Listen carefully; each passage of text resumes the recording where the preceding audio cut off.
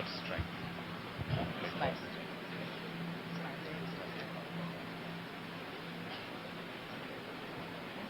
I'll hold something. One of the bells to the ear with you? No, I'm okay. Is it on? It's okay.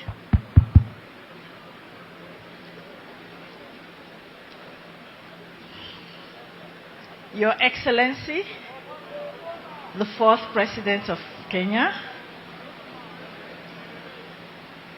Mr. Uhuru Muigai Kenyatta, former Prime Minister Raila Amolo Odinga, the clergy, all other protocols observed.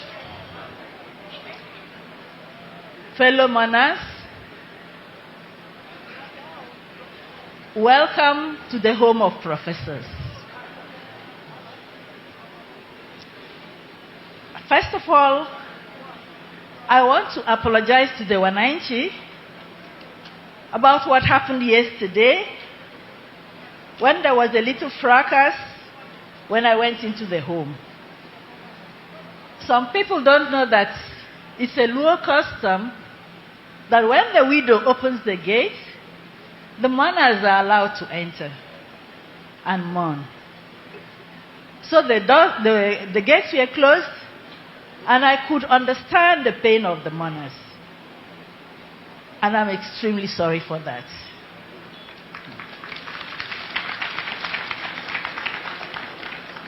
My husband was a classy man, and I hope that today that mantle will fall on the same people who came to mourn yesterday, that they will now continue in that same fashion of being classy because they stopped being rowdy.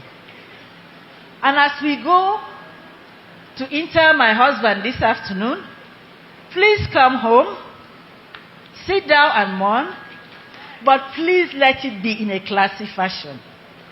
No rowdiness. I really appreciate that.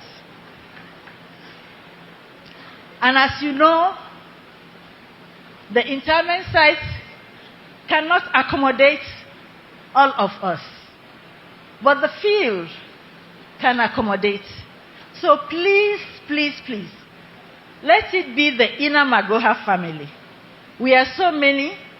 In Africa, we don't count children, but the Magohas are huge enough to feel where the grave site will be. And I will crave your indulgence to please allow the Magohas pay their last respects to their father, their second father, a friend, and a confidant.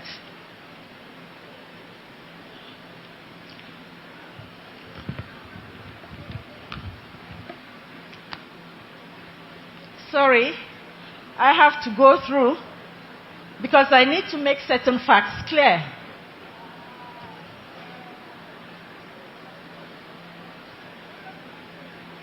Some cultures are good, and some things we have to emulate.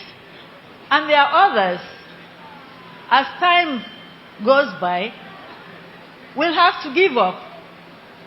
There's a saying in my language that says, if nobody gives you advice, look around and advise yourself. That's the only way you can grow. People were upset, some astonished, that I did not wail and cry to enter the home. Sorry to let you down.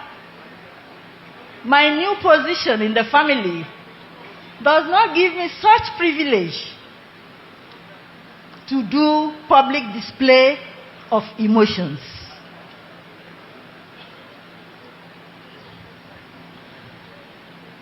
I'm a Nigerian. I was born a Nigerian. I'll be buried a Kenyan. In between, I'm a Malian.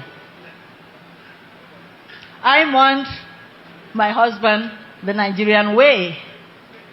Because when you are in distress, you go back to the womb. And the first language was my Anna. I mourned him in my own way. I did my songs of lamentation in church. At the hospital. Now, according to our custom, I had to mourn my husband in 2 ways. My husband was more than 70 years, the number of years that the good Lord has allocated to us. So from there, the farther away you are from 70, the more the rejoicing. It's not tears. Please celebrate with my husband.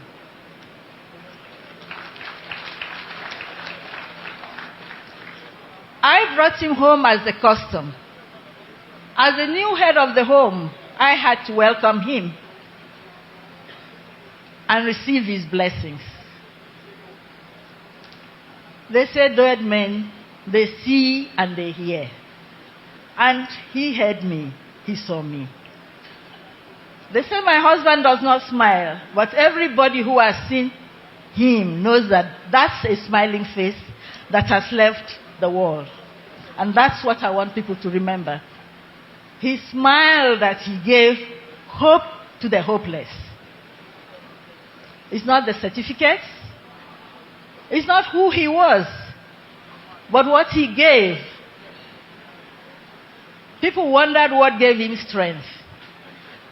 When he had a Kikuyu woman holding his hands and praying, a Kalenjin holding his hands and praying, and all he's asking is, what is he saying? They're saying, God bless you. Okay. And he would stop whatever he was doing to receive those prayers. Those were the things that gave him courage. Those were the things that gave him strength. He didn't have to take multivite for them. That was just his multivite. And I remember during COVID, that was the most trying time for our family, a family of doctors. And I told him, if this is the way you are supposed to go, there's nothing anybody can do about it. You can't sit down and mourn because it's COVID, you can't do your work. You're afraid to die. Cowards die many times before their death.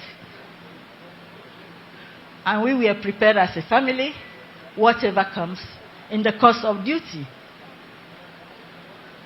God saved him. He went through that. He took all the precautions, though. But if it was his time, he wouldn't have made it. So for me, I've accepted he's gone.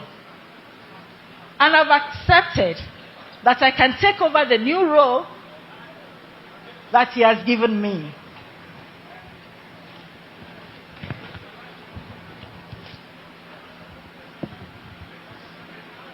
In his life, he was governed by the 3 pillars.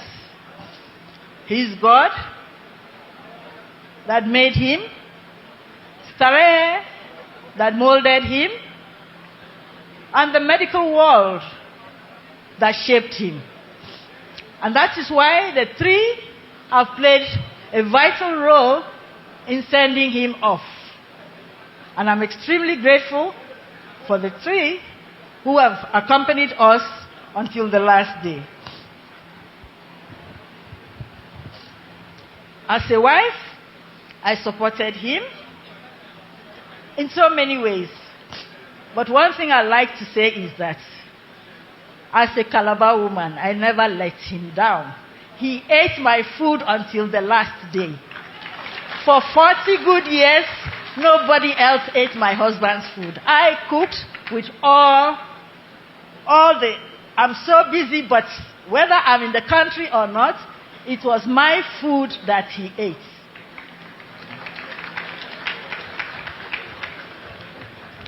So on a parting shot, I want to say thank you to everybody who has come. And please, let the last steps be as quiet as this. Thank you.